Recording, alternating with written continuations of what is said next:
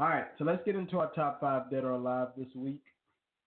Now, we are doing the best or top five hip hop rap albums that come out since 2010.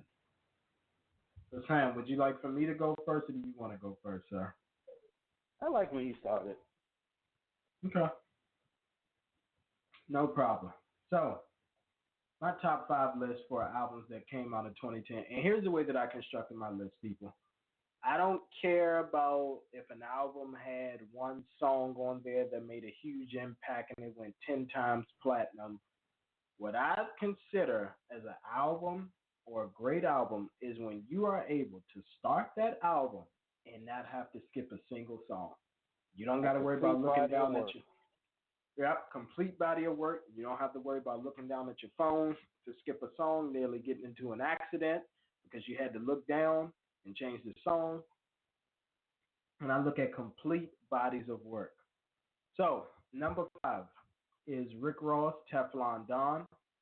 I mean, from BMF to I'm Not a Star, every song on there was a hit. I think he released like four to six music videos just from that album alone. Super High with Neo, Aston Martin music. I mean, it's just classic after classic. And then don't forget the number one hood anthem slash club hit that year, where I don't care what you was doing. When this song came on in the club, you went crazy. BMF. So I definitely got to give Ross his credit for that. That album did go gold. It's crazy that he's never sold a platinum album before. That's crazy. Number four. Ross never went platinum? Wow. Ross never went platinum. I looked it up. Real question right there. Are you serious? He never went platinum. All right, number four. Wow. I'd be a hypocrite if I didn't put this album on here because I've advocated for this album. I'm glad that this person got so many nominations with the Grammys. And that's Jay-Z, and to me, 444. At the time that Jay-Z dropped this album, I feel like this is what we needed. I felt like he slowed down all of this Lil Uzi Vert, and I'm not disrespecting the new generation, but it's times where it's real stuff going on where people need something to listen to other than what Gucci belt, what Xannies they need to pop, and what lean they need to drink to cope with the pain. And I've got to say Jay-Z's 444 to me was not only album of this year, but it was a great album since the year 2010. I loved it. And I can listen to that album literally from start to finish without skipping a song. And like you said, Sam, it's not for everybody, but if you listen to his content, my goodness, the man is dropping gems all through that album. Number three, and some of y'all may call me crazy for this, but this is what truly made me a J. Cole fan because I know he was good on Born Center and whatever it was before then. But to me, 2014. Go ahead. Can I give the kids out there a quick history lesson of you and J. Cole? I remember a moment in 2006 when one of our best friends out there, shout out to you, Mr. Brandon, he was playing the warm up by J. Cole. And this is like J. Cole best mixtape out there. And we this song awesome. He's next to laugh. I'm glad he signed the Rock Nation. And what you say, Mike? He's garbage. And you did not like him for a long time. So for you to put J. Cole on here, I'm almost speechless. But go ahead, man. I mean, and this is another album that came out where, again, it got people. It challenged you to think. It challenged you to think about yourself and the way that you grew up and look around you. But 2014, Forest Hills Drive. And the reason why I put this album up here over Born Center is because this album had no features and J. Cole produced this album by himself. This album was written and produced and performed by J. Cole. That's awesome. And it went platinum. Number two is To Pimp a Butterfly by Kendrick. This is another one where it's socially conscious. He's dropping gems. Some people may say, "Oh, well, he's doing too much singing," or but production-wise, that CD was off the hook. And if you listen to the content, another one where he's dropping gems, and Kendrick is young. He don't have to drop these type of gems. He could continue to talk about young, ignorant stuff, sleeping with women, uh, smoking perp, and drinking lean. But he chooses not to. So shout out to Kendrick for that. That album, I think, sold 1.5 or 2 million copies, something crazy. And then number one, yes, he had help on the album. You know, Sci How the Prince came out. Hey, I wrote for Kanye, and I don't even care. This man's mind is musically insane, but it's musically insane in a good way.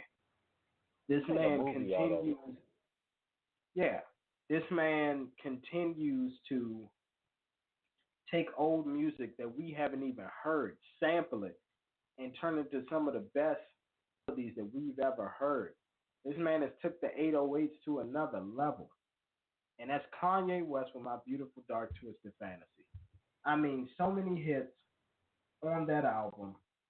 Like it's not even funny. Okay, from the first song when it first comes on. I mean, this is literally one of those just start to finish. Dark Fantasy, Gorgeous with Kid Cudi, Power, All of the Lights, Monster, where you had one of the best Nicki Minaj verses, probably her best verse of all time. And she's on there with Jay and Kanye and Rick Ross, and she's actually holding her own. So Appalled with Jay-Z and Pusha T and Sci Hi the Prince. Devil in a New Dress with Rick Ross, arguably one of his best verses of all time. Hell of a Life, Runaway, Blame Game, Lost in the World, and then Who Will Survive in America? Like, come on. And then See Me Now with Beyonce on there and Charlie Wilson? Like, are you kidding? Are you kidding me? This album was classic. It will forever be a classic. I can put on this album right now, and it barely made and it just made the mark too, because it actually dropped November 2010. But this is an album that I can literally sit there and listen to from start to finish and love every second, from the beat to the verses to the chorus to everything. And that is my top five. I like it. I like it. I like it. I was going to be a little bit different, though. I'm not going to even lie. So let's get to the honorable mention first and foremost. Just for the lyrical content in it, I'm not going to lie, I'm a biased fan when it comes towards this man lyrical content, but the first song alone, Merle, is 8 minutes full of fire. He doesn't stop. And he's saying triple or quadruple entendre, stuff you've never heard of. And it's the Tesla Youth album by Lupe Fiasco. I mean, it's beautifully constructed. It's a visual masterpiece. It's like you're looking outside at music. It is crazy because literally every intro is like fall, summer, winter, and it's like music and orchestras based on the seasons. And yeah, dope album. But let's get to number five. Number five, I gotta say, this album was pretty good. And I gave a knock on it when it was off the air, Mike, because I said at the time when Kendrick made this album, I was looking more for the mixtape Section 80 type Kendrick, you know. But Good Kid, Mad City, that's number five. I like that from Poetic Justice. That was a classic. I mean, Collard Greens, you know, that was a classic. I mean, great album. Number four, I get this number four because I think number three, to me, all around, is a little bit better to my ears personally, lyrically. But number four, I had to say Forest Hills Drive. I love that because the first album since Illmatic with virtually no features, and it went platinum. 20 years. That was the gap. And at the time, that was well needed because every hip-hop artist wanted to make a super song with every other hip-hop artist is. Everybody wanted to team up and link up, and you had your Watch the Thrones, and then you had your Kanye and Pusha doing stuff. Everybody did stuff together, and he broke the mold, and he did it all by himself, no features. Because I forgot what album we was talking about around that time when J. Cole came out. And I think it was Jeezy album, Trap or Die 3, if I'm not mistaken. And literally every song... Trap or Die 3. No, Trap or Die 3 just Not Trap or Die 3, my bad. Rick Ross. My bad, the one before that.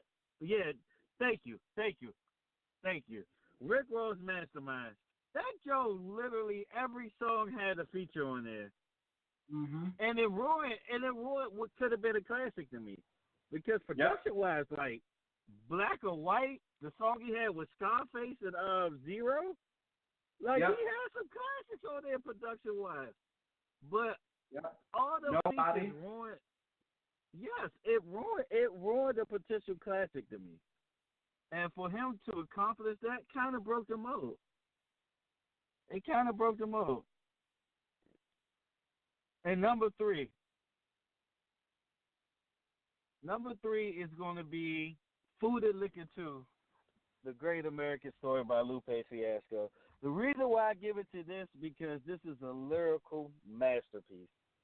What I mean by that, I'm talking about songs as in Be Bad. I don't know if I can say the B word live on the air, so Be Bad. That's a great song, awesome song, and when you really hear it, it uplifts all the... I think every woman should hear that song. Every woman should hear that song. Who do I really portray myself as? Seriously. Classic song. And then songs like Autobahn Ballroom, Lamborghini Angels, his outro with Hood Now. Like, everything had a great meaning to it. And to me, that's an album I could put in right now and listen front and back and not skip. I love that album. Even to his first single, when he flipped the They Reminisce Over You beat, talking about how America ain't free.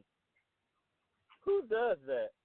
And who actually had the I would say the testicular fortitude to question decisions that President Obama did in the hip hop community?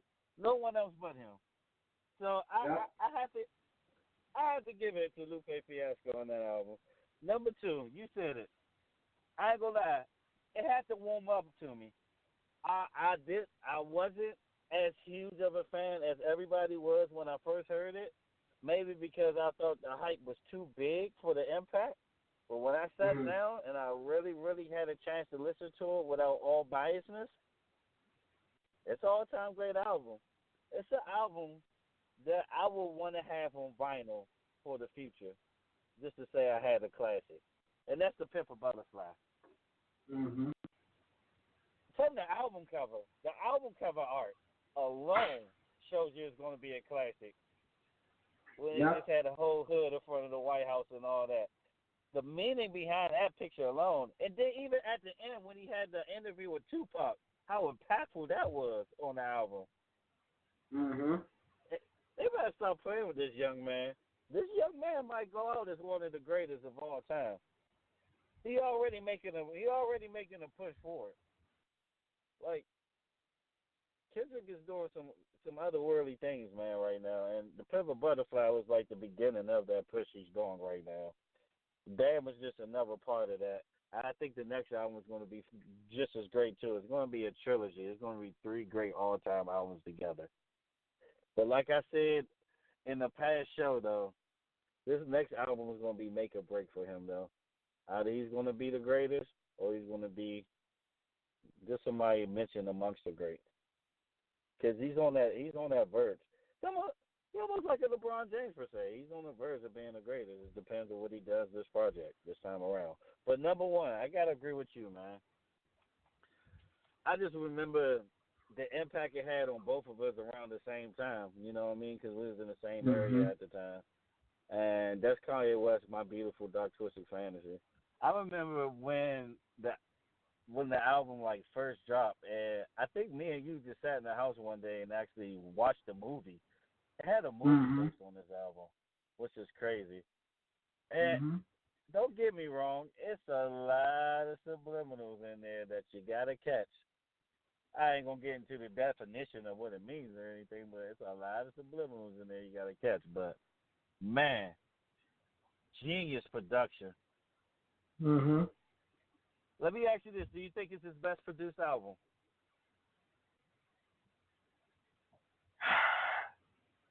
Here's the thing.